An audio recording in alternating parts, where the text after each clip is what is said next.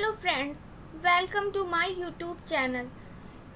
Myself, Advocate प्रीति गुप्ता. क्या किसी व्यक्ति को अपनी ही वस्तु की चोरी के लिए दंडित किया जा सकता है? भारतीय दंड संहिता 1860 की धारा 378 के अकॉर्डिंग पहले ये जानते हैं कि चोरी क्या है या चोरी किसे कहते हैं. आम बोलचाल में किसी व्यक्ति द्वारा दूसरे व्यक्ति की संपत्ति के सामान, पशु या रुपए, पैसे चुपके से ले लेने को चोरी कहते हैं. किंतु न्यायालय के समझ कोई बात चोरी है या नहीं, इसको साबित करने के लिए भारतीय दंड संहिता 1860 की धारा 378 में चोरी के लिए आवश्यक तत्व बताए गए हैं. इन तत्वों के होने पर ही चोरी का अपराध होना कहा जाएगा. नेक्स्ट, सेक्शन 378 चोरी थेफ्ट. जो कोई किसी व्यक्ति के कब्जे में से उस व्यक्ति की सम्मति के बिना कोई जंगम संपत्ति बेईमानी से ले लेने का आशय रखते हुए वह संपत्ति ऐसे लेने के लिए हटाता है वह चोरी करता है, ये कहा जाएगा. इस धारा से स्पष्ट है कि चोरी के लिए कुछ आवश्यक तत्व हैं जिनके होने से ही किसी बात के होने को चोरी कहा जा सकता है. यह तत्व हैं: पहला, संपत्ति चल हो. दूसरा, संपत्ति को दूसरे व्यक्ति के कब्जे में से लिया जाए. तीसरा, संपत्ति को दूसरे व्यक्ति की बिना सम्मति के लिया जाए. तीसरा. चौथा, संपत्ति को बेईमानी से लेने का आशय. पांचवा, संपत्ति को लेने के लिए उसे उसके स्थान से कुछ दूर हटाया जाए.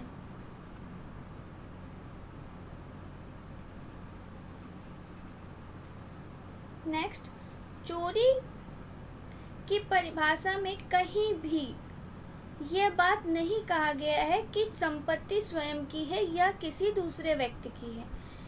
इसमें सिर्फ संपत्ति पर कब्जे की बात कही गई है जिसे बेईमानी से हटाया जाता है.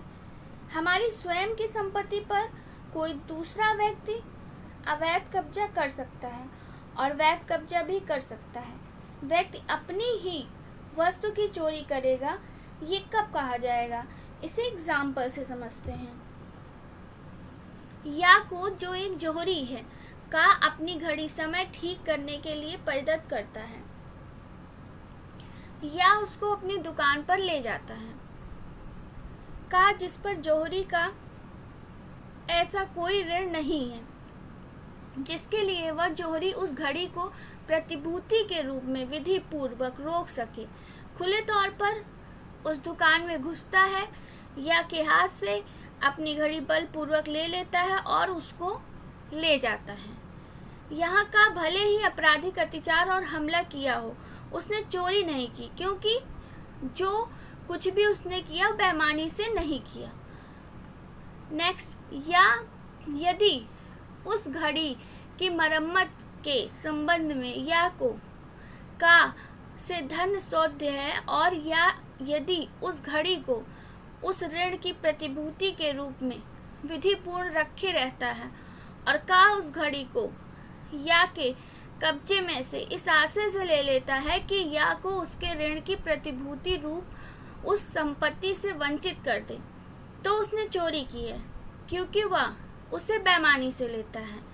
नेक्स्ट, और यदि का अपनी घड़ी या के पास प्रारंभ करने के लिए के बाद ही घड़ी के बदले के लिए गए ऋण को चुकाए बिना उसे या के कब्जे में से या की सम्मति के बिना ले लेता है, तो उसने चोरी की है.